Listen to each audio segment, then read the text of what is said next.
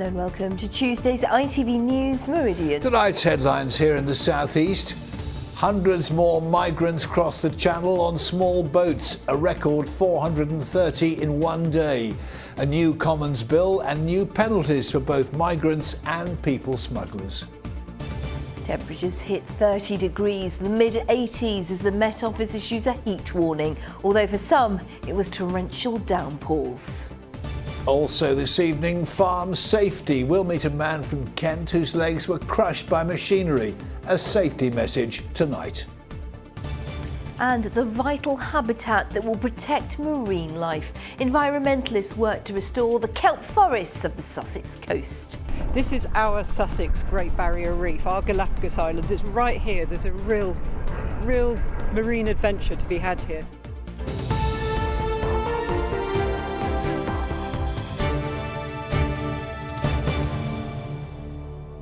Good evening. A new daily record has been set for the number of migrants crossing the English Channel in small boats. At least 430 people successfully made the journey to Kent yesterday in calm seas. Well, it's taken the total to have arrived in the UK using that route this year to more than 8,000. Possible tougher penalties were being debated by MPs in Parliament today. More on that in a moment. But first, Kit Bradshaw reports from Dover. At daybreak in the English Channel, a now familiar sight. A small boat packed full of people hoping for a new life attempts the 21-mile journey across one of the world's busiest shipping lanes. These pictures, captured today by Good Morning Britain, show some of the new tactics being deployed by the British authorities. Jet skis are now among the Border Force's fleet, perfect for when the sea resembles a glistening mill pond. And the current run of hot weather has sent the numbers being intercepted soaring. These people came ashore on the Pebble Beach at Dungeness this morning. In total, 430 were picked up by immigration officers yesterday, a new daily record, pushing the total to make the journey by small boat this year to more than 8,000. And those figures only capture those dealt with by officials. In Kingsdown, near Deal yesterday, a local resident captured this footage of a boat landing on the beach and the occupants heading inland. Along the coast at Dover, there's been a steady stream of Border Force boats arriving all day, unloading group after group of migrants, men, women and young children among them. The officers leading them to dry land all wear face masks and some have protective overalls, at a time of mounting concern over levels of the beta variant of coronavirus in France. At the current rate, the number of migrants who've made it to the UK this year will surpass the figure for the whole of 2020 in a matter of days. The Home Office has pledged countless times to make this route unviable. It appears to currently be anything but. Okay, it has been in Dover and has the latest. I've been here all day and the Border Force teams working here out of the Port of Dover have been kept very, very busy indeed. I've seen at least 40 people being escorted to dry land, so we could be in store for another day of high numbers making the crossing. Now, once they're escorted to dry land, they're then taken to a short-term holding facility within the Port of Dover before the Home Office transport them to more permanent accommodation while their claims for asylum are processed. The local MP here, Natalie Elphick, has described the numbers making the crossing as at crisis levels, but it's worth putting into perspective that last year the number of people claiming asylum in the UK actually fell slightly and is far lower than some of our European neighbours. There were 29,000 claims for asylum in the UK last year. That compares to 93,000 in France and 121,000 in Germany. So while on a clear and sunny day these small boat crossings are highly visible, their impact on overall UK immigration needs to be put into perspective. Your reporting there. Well, the record number of migrants comes as MPs debate the new laws which the government hopes will bring a stop to the Channel crossings. They include prison sentences of up to 4 years for people coming to the southeast coast illegally and possible life sentences for the people traffickers. Well, over now to our political correspondent Phil Hornby. Phil, what makes the government confident this will work when previous crackdowns really haven't? Well, these are probably the toughest measures ever, Fred, but you're quite right. Successive governments, Labour, Coalition and Conservative, have all failed to solve this problem once and for all. And the Home Secretary, Priti Patel, says it needs to be tackled again now. The British people have had enough of being told that none of these issues matter. They've had enough of being told that it's racist even to think about addressing public concerns and to fix this failed system. As she began her speech, the Labour MP for Hove, Peter Kyle, shouted, "But you've been in power for 11 years. And Labour say these measures are too harsh and just wrong. They won't work. As ever, they talk tough but deliver nothing. As it stands, this bill is a charter for human trafficking. It's a missed opportunity that represents the worst of all worlds. So, Phil, what have MPs from the South East been saying? Well, of course, Fred, the vast majority of MPs in our region are Conservatives, and it was all Conservative MPs who were called to speak in the Commons this afternoon, and perhaps not surprisingly, they were queuing up to back the government. For those of us representing South Coast constituencies, that is causing a huge amount of chaos, great resentment, all the fears about the beta variant now coming in through the back door as well. This is not the way to come to the United Kingdom. Death, violence, sex trafficking, exploitation, bribery, guns, drugs, modern slavery, illegal migration. Make no mistake, this is the reality of the small boats crisis. I welcome life sentences for people smugglers, and by cracking down on illegal immigration, we can prioritise those in genuine need. We need to make it clear that illegal entry to the UK is not a shortcut to residency in this country. We need to make it clear to the people traffickers who prey on vulnerable people for profit that they will face tough sentences for bringing people illegally into this country. So the Tories are supporting it, but Labour and the Liberal Democrats are dead against it. They say they will fight this legislation all the way.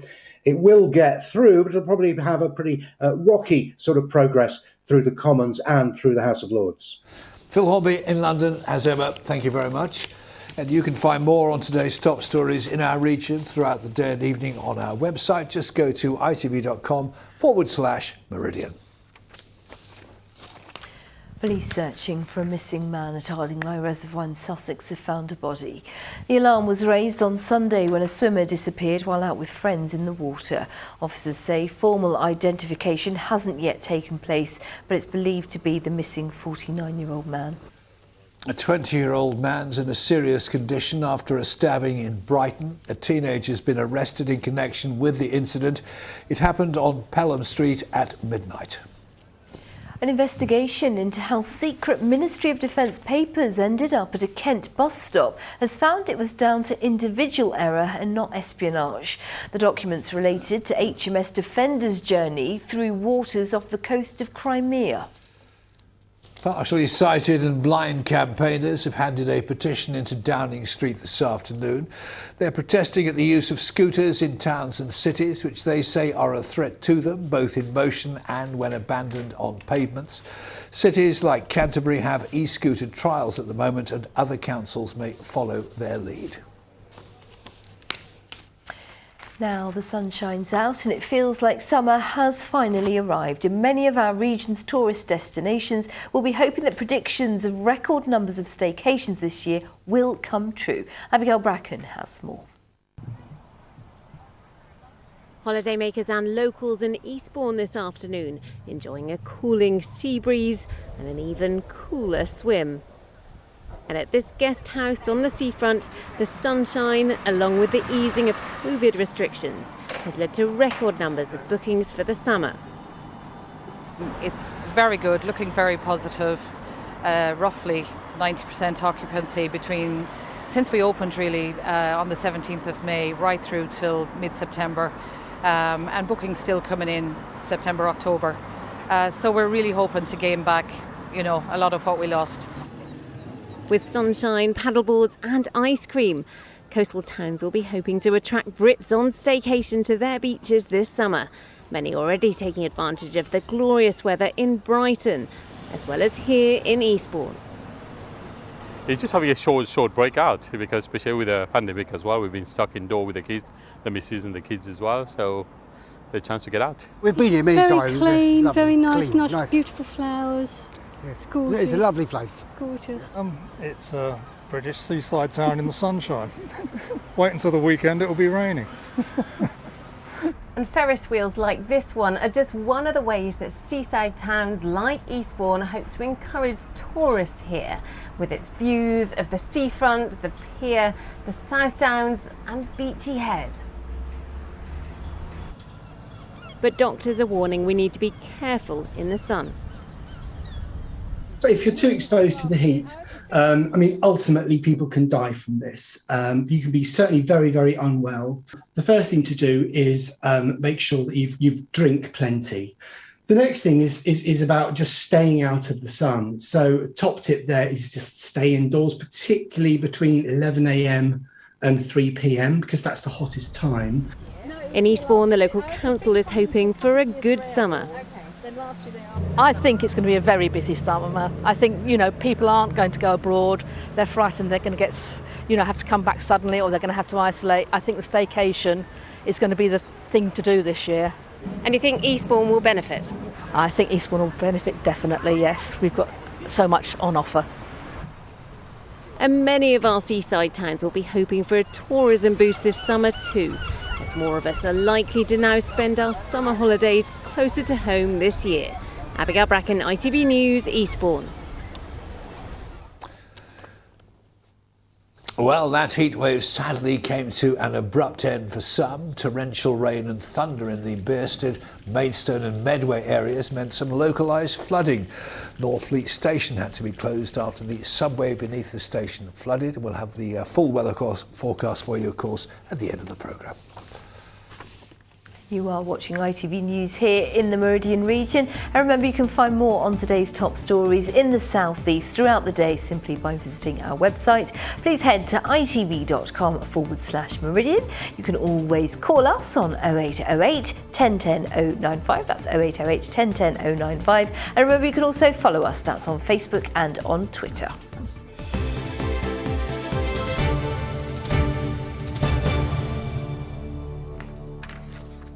Well, over the past year, the number of deaths at UK farms has sadly doubled. Gruelling 15-hour days, working alone and lack of safety checks all play a part, especially in a job that involves working with large animals and machinery. Now the risks are being highlighted as part of Farm Safety Week, an attempt to encourage better standards across the industry, which has a safety record 20 times worse than the national average. Sam Holder reports. Max works in arguably the most dangerous job in the country. He's a farmer and nearly lost his own leg when it got caught in a harvester at a different farm. It took emergency crews 3 hours to free him. I've never experienced pain like it. It pulled my left leg in up to my waist, and I had severe burns, fractures, and you name it, I've had it done to my leg. And that was about 8 months ago, and I'm just about 80% through my recovery. Farming has the poorest safety record of any line of work. It accounts for just 1% of the overall working population, but a quarter of workplace deaths. Working with heavy machinery and animals is dangerous enough. Even a calf that size can easily break your leg. But what compounds the risk is tiredness, and that is a very real problem in an industry where 15-hour days are not unusual. But that is often unavoidable during harvest. Farmers are increasingly working alone, especially during the pandemic, adding to the risk. Last year in the southeast, a 56-year-old was trampled to death by bulls and a 47-year-old crushed by machinery. Farm Safety Week is an attempt to force these problems into the spotlight. It's not a case of sitting around talking about it anymore. We need to drive action. We need to address it. We need to challenge people, call them out for poor safety behaviours, and we need to celebrate those that are doing it right, coming home safely. Max has almost overcome his physical injuries, here learning to walk again, but he has suffered deep mental trauma. He wants to use his story as a warning to encourage new safety standards in an industry that's more than 10,000 years old. Sam Holder, ITV News, Hythe. The pandemic has had a disproportionately negative effect on women, with suggestions COVID-19 has rolled back women's economic progress by 30 years. Well, now, with more women than ever deciding to go self-employed, business leaders are campaigning for an increase in funding so they can be a bigger part of Britain's economic build-back. Amrit Gahir has more. Leaving a job to start your own business can be challenging and unpredictable at the best of times. During a pandemic, there's even more to worry about. Katie Raywood recently swapped teaching for interior design. She's one of many women now opting for self-employment. But COVID has meant the last 18 months have been a juggling act. It's been really hard. Obviously, we've had the pandemic and I started the business just before it began. There's also that anxiety handing in your notice and you're going it alone. And there was times where I did feel really alone, especially in the first lockdown, where I had 2 young children. I was trying to build up a new business and I was also still working a couple of days teaching. There so needs to be something addressed to make it more balanced. The Federation of Small Businesses in Kent and Medway says women entrepreneurs need extra support now more than ever. Well, the government have been quite flexible in easing the way out of lockdown and changing their timetable. So there's an argument to be made that the support for small businesses needs to be extended as well. The founders of an organisation helping businesswomen achieve their full potential are campaigning for changes to the government's Seed Enterprise Investment Scheme. The scheme encourages investment in new companies within their first 2 years of trading. But they're arguing that 2 years isn't long enough for many businesses to become investable, and the odds are often already stacked against women. Now, in a post-pandemic world, we can see that women are still picking up the majority of those childcare and care responsibilities. They were more likely to lose their jobs in the pandemic. They were less likely to receive furlough during the pandemic.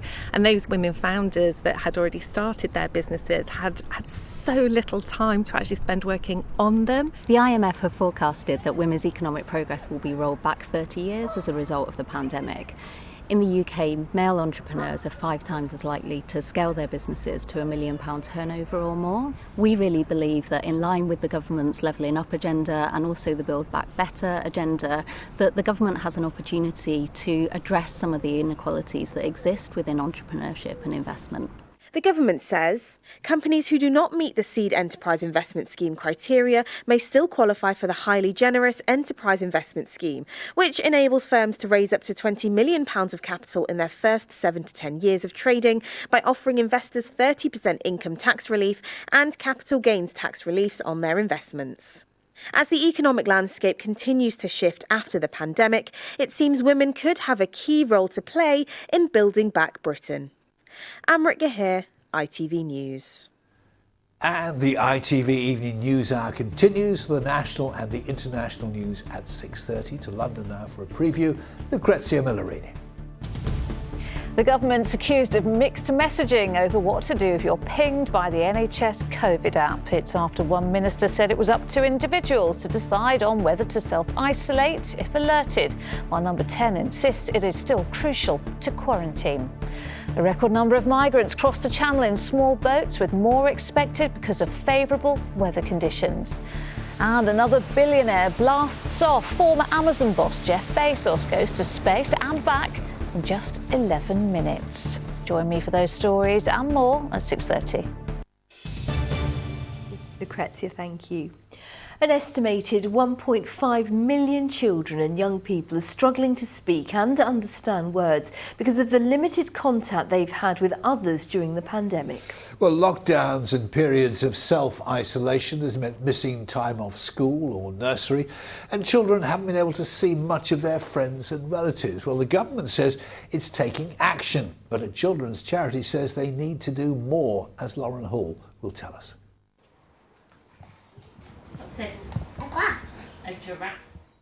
Mia is 3.5 and has a speech delay, which hasn't been helped by the pandemic. We obviously spent about 6 months without socialising with anyone, apart from like me, Dad and her sister. So I just feel like she regressed a lot. Things she was saying, she just wasn't able to put into sentences and you weren't able to understand what she was saying. So that had a big impact. As well as impacting on her speech, the pandemic's made it difficult to access specialist support. I just think if the pandemic wasn't here and we'd have access to the speech therapy, that Mia would be a very different child because she'd have had the support that she needed. During the pandemic, a lot more children have experienced speech delays. It comes as no surprise to Lauren Wright, a speech and language therapist based in Horsham in Sussex. For children developing their language skills, it's been really difficult to do this outside of the family home. They haven't been able to see their friends or extended family members or even their teachers, and they haven't been able to meet new people or go and do new things, and I think that's really important for their language development. At the start of the academic year, a small survey of primary schools found 96% were very concerned or quite concerned about their pupils' language and communication skills. That was backed up by data from thousands of children who just started reception. 25% more of them ended up needing extra help compared to the previous year. Speech delays are also being picked up in toddlers and preschoolers, with 76% of health visitors noticing an increase in them. Can you show me underneath the block, underneath? Experts say early intervention is vital to ensure children aren't left behind. This is one of many schools where teachers are seeing delays in speech and language development. It's a big issue and it's affecting all age groups, but it's particularly relevant to the very youngest children. That's why they're running special sessions like this to help pupils catch up. And they say it's already making a big difference. There's Monday and there's Tuesday. We know that from the lockdown, the pandemic, reading and writing has been impacted in later years. The foundations of that is oracy, so we've got a legacy already. So we're going into this knowing that that's our biggest barrier, so we have to act on that now. Am I right in thinking that since doing these sessions, you've become more confident in the classroom? Yes. Are you talking more? Yeah. How does it make you feel? Happy. Hello everyone. Hello. The government says this intervention programme is being rolled out across the UK, helping thousands of reception-age children with their speech and language. It's all part of its £3 billion education recovery plan to make up for learning lost during the pandemic. Well done, OK.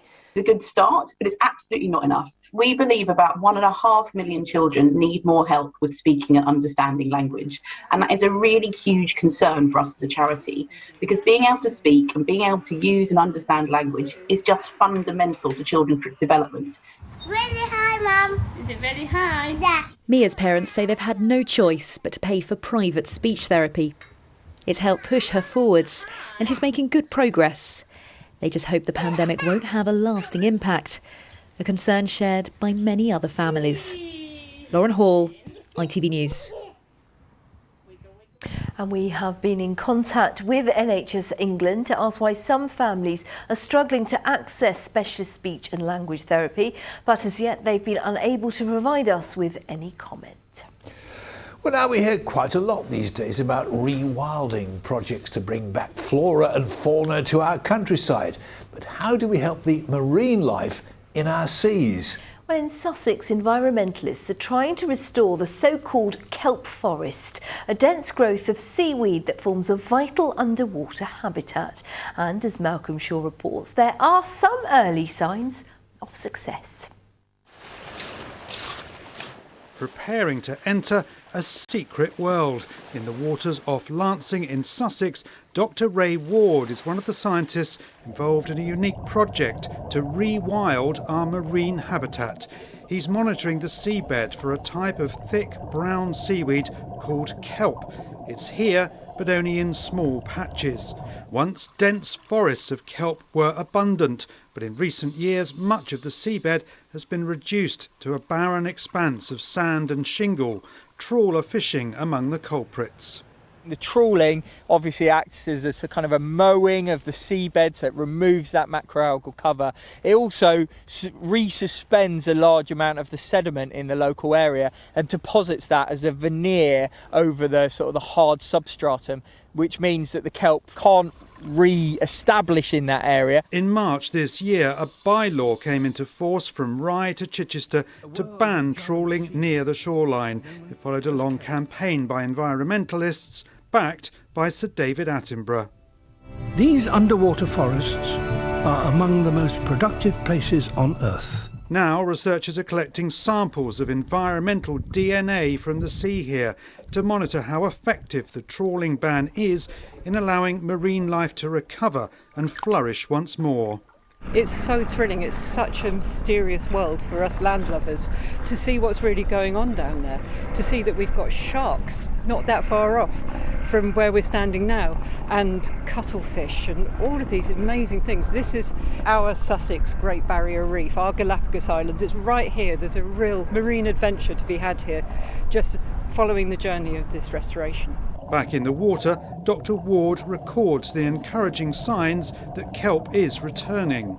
The ban on bottom trawling is really vital to allow our marine systems in this local area to actually reset themselves and to allow that macroalgae, particularly the kelp, to actually recover from the degradation that it's been subjected to over recent years.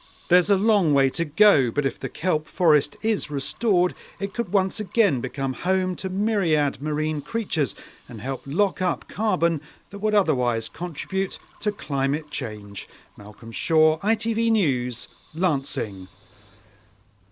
And good news and some wonderful pictures there as well. A real mixed bag of weather across the southeast today. At the moment. Boiling sunshine for some people, torrential rain for others. Exactly, and do you know what, just watching that I just felt like I just want to be in the water. If only I was that talented. Is it going to be good weather for a swim? Let's find out. Aisling Creevy.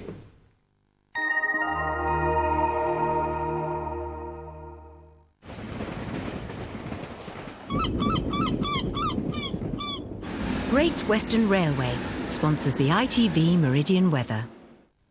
Hello there and a very good evening to you. Well, we're just reaching the end of another very hot day, and as we head through this evening, the risk of thunderstorms. Now, we already have some very large showers out there. There's already been a few rumbles of thunder and they're likely to continue for the next few hours. But those showers will eventually fade as we head through this evening. So after midnight, it's going to turn dry for everybody. Some mist and fog around, but it's going to be very mild overnight. Temperatures only falling to around 17 degrees Celsius. That's well above average for the time of year. Could be an uncomfortable night's sleep as well. Now, as we head through tomorrow morning, plenty of sunshine around, a little bit of mist and fog as well, but that'll very quickly lift through the day. And then we'll see some showers bubbling up towards the middle part of the day and into the afternoon, perhaps just not quite as lively as the ones that we have today, but it is going to be another very warm day. Temperatures reaching around 28, 29 degrees Celsius, and that UV index is up at 8. That's very high, so if you're out for any length of time, do consider protecting your skin. Now, the next high tide at Brighton is at 18 minutes past 9, and then again at 14 minutes to 10 tomorrow evening. Now, we are in for a change in the weather from Thursday into Friday. So at the moment, high pressure in charge of the weather, but it's to the southwest where we're looking. We have this area of low pressure developing through Thursday. As that pushes its way northwards, it will introduce some heavy rain and some thundery downpours as well, and push away all of the heat and humidity that's with us at the moment. So you'll certainly notice that as we head through Thursday. So initially some good spells of sunshine around, but on Friday increasingly cloudy. It starts to cool off as well. Temperatures closer to average with highs of just 21, and then we'll see more in the way of showers over the weekend. Great Western Railway sponsors the ITV Meridian weather.